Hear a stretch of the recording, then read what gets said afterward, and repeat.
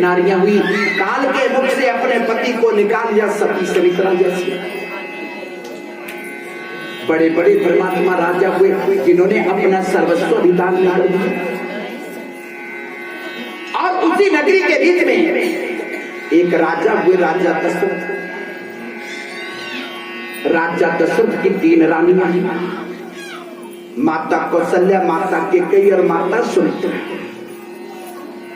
राजा दशरथ की प्रजा बड़ी सुखी संपन्न है, कोई दुखी नहीं है। लेकिन राजा दशरथ अपने आप सुखी नहीं है, क्योंकि 3 शादियां की हैं, लेकिन फिर भी घर में एक भी पुत्र नहीं है। कई पुत्र यज्ञ भी कर दिए, लेकिन फिर भी घर में पुत्र नहीं हुआ। राजा दशरथ बड़े दुखी, मेरे राज्य को कौन संभालेगा, मेरा अंतिम दाह संस्कार कौन करेगा, मेरा पिंडदान कौन करेगा, ऐसा सोच सोच के दुखी हो रहे हैं। ब्राह्मणों को बुलाया, ओ राजे पंडित जल्दी बुलाए, राजे पंडित जल्दी बुलाए।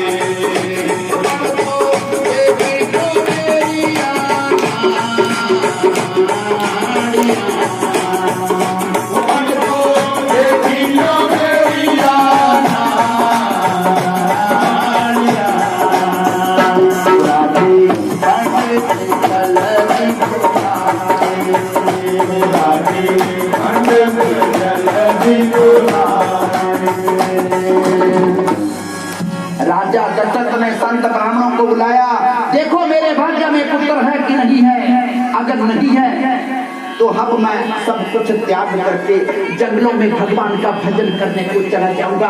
पिछला कर्म ठीक नहीं था, मेरे घर में पुत्र नहीं हुआ, भजन करने से मेरा अगला जीवन ठीक हो जाएगा। संत ब्राह्मण कहने लगे, राजन ठहरो, हम देखते हैं। संत ब्राह्मण कहने लगे, एक पुत्र राजा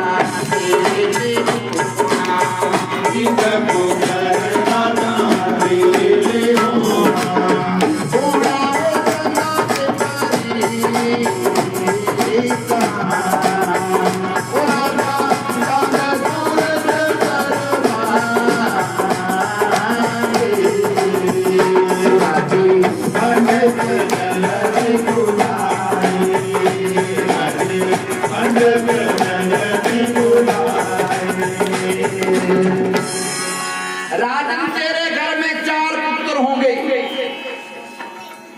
एक पुत्र इतना सुंदर होगा जिसके आगे सूर्य चंद्रमा भी फीके पड़ जाएंगे, इतना तेज प्रकाश होगा। ये नहीं कहा कि तेरे घर में भगवान आएंगे, क्योंकि संत ब्राह्मणों को पता है ये मृत्यु लोक का जीव जल्दी अभिमान में आ जाता है, और जहाँ पे अभिमान होता है वहाँ पे भगवान नहीं आते हैं। भगवान देरी कर देंगे आने में, और भगवान को बुलाने में कभी देरी नहीं करनी चाहिए। सच नहीं कहा, लेकिन राजन काम कठिन है थोड़ा। राजा दशरथ कहने लगे, मुझे कोई काम कठिन नहीं है, क्योंकि मैंने कभी किसी का बुरा ना किया है ना सोचा है। और भक्तों याद रखना, जो किसी का बुरा नहीं करता है, किसी के बारे में बुरा नहीं सोचता है, उसको कोई भी काम कठिन नहीं है। बताओ काम क्या है? हे राजा, अगर श्रृंगी ऋषि की तपस्या को भंग किया जाए और श्रृंगी ऋषि तुम्हारे यज्ञ में आकर के तुम्हारी रानियों को पुत्र फल देंगे, तो तेरे घर में पुत्र होगा। पर श्रृंगी ऋषि की तपस्या को भंग कौन करेगा? जिसके ऊपर श्रृंगी ऋषि की पहली दृष्टि पड़ेगी वो वहीं पे भस्म हो जाएगा। अब मरने कौन जाएगा? राजा दशरथ कहने लगे, मेरे लिए कुछ कठिन नहीं है,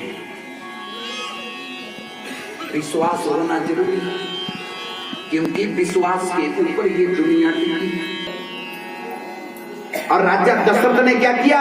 इंद्रलोक की 2 अप्सराएं रंभा और मेनका दोनों को बुलाया, श्रृंगी ऋषि की तपस्या भंग कर दी। दोनों आगे, पहले मेनका को भेजा। मेनका ने बड़ा सुंदर श्रृंगार किया, पांव में सुंदर घुंघरू बांध के श्रृंगी ऋषि के पास चली गई, और वहां पे मेनका ने अपनी गायन विद्या का जाल बिछा दिया। अरे ओ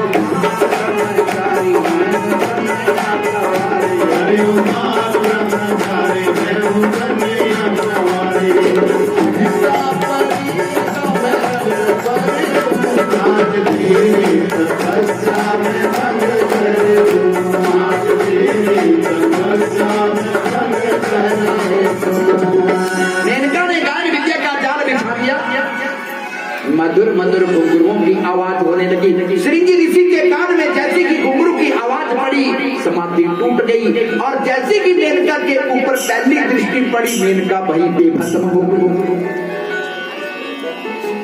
फिर रंभा को भेजा। रंभा थोड़ी चालाक है, क्योंकि सब इनको ये नहीं कहीं बड़े चालाक ढूंढे, बोले शंकर भगवान है ना।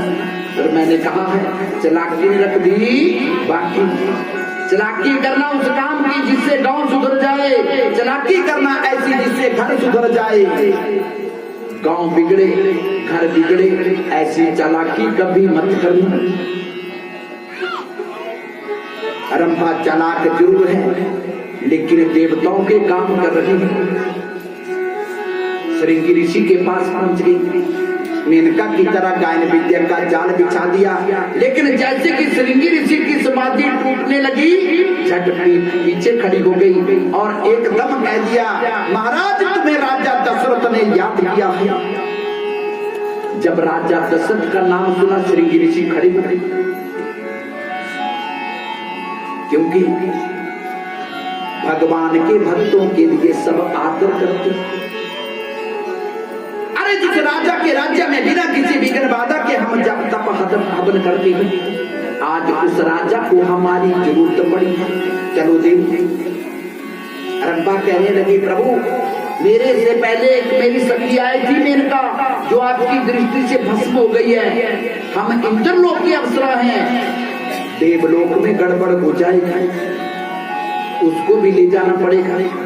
और ये बांके बिहारी लाल की, अब देवताओं अब संतों के पास किसी चीज की कमी नहीं है। हाथ में जल लिया, जैसे ही पृथ्वी के ऊपर छिड़का, मेनका भी वहां पे खड़ी हो गई। दोनों अप्सराएं श्रृंगी ऋषि को लेकर जब यज्ञ में पहुंची, राजा दशरथ के पास उस वक्त दो रानियां खड़ी हैं, माता कौशल्या और माता कैकेयी। माता सुमित्रा घर के काम से घर के अंदर गई है। श्रृंगी ऋषि पहुंचे, अपनी झोली से 4 फल निकाले, 2 माता कौशल्या को दे दिए, 2 माता कैकेयी को दे दिए। जब माता सुमित्रा निकली, अब फल नहीं बचे। भक्तों, घर में खाने की कोई भी वस्तु उसको मिल बांट के खाना चाहिए, क्योंकि अगर हम मिल बांट के खाएंगे तो प्रेम बढ़ेगा। करंजे कर ले खाएंगे तो झगड़ा पाना, बोले शंकर भगवान। इसके बांट के खानी चाहिए। एक फल माता कौशल्या ने दिया, एक माता कैकेयी ने दिया। माता सुमित्रा के पास 2 फल हुए। तीनों रानियों ने फलों का भक्षण कर लिया, खा लिया,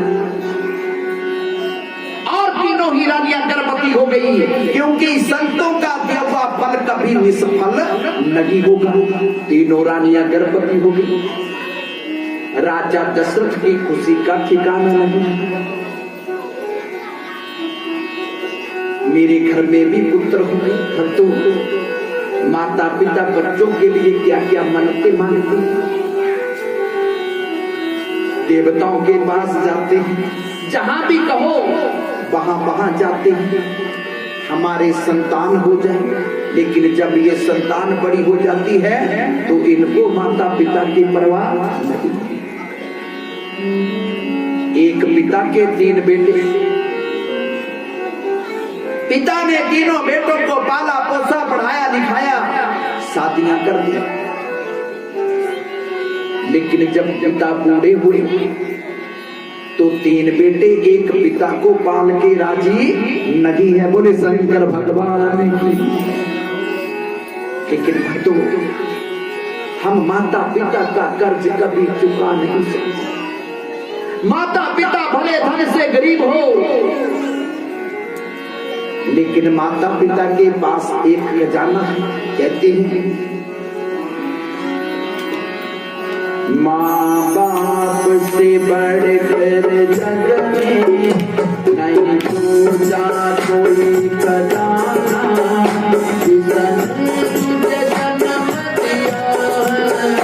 दिल उसका नहीं दुखाना, दिल उसका नहीं दुखाना।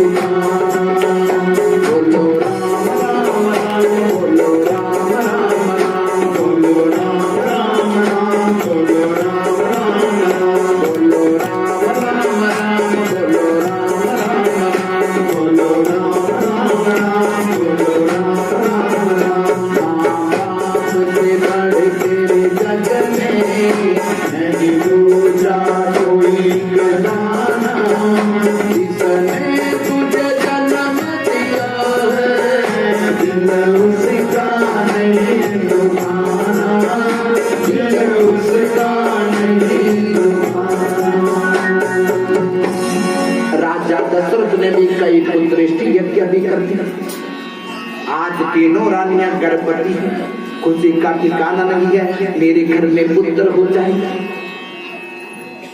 समय बीतने लगा। चैत्र महीने की 9वीं तिथि को प्रभु श्री रामचंद्र अवतार ले लिए। सभी तिथि बार ग्रह नक्षत्र 71 हो चुके हैं। सभी देवी देवता अपने अपने वाहनों के ऊपर बैठ के वेश बदल के प्रभु श्री रामचंद्र के बाला स्वरूप का दर्शन करने के लिए अयोध्या में आ रहे हैं। सारी अयोध्या दुल्हन की तरफ सजी हुई है। भगवान के आने की खुशी बोलिए बांके बिहारी लाल की। जैसे कि प्रभु श्री रामचंद्र का अवतार हुआ, आसमान से पुष्पों की वृष्टि होने लगी, शंख ध्वनियां होने लगी, नाच बजने लगे, जय जयकार होने लगी। बोलिए सियावर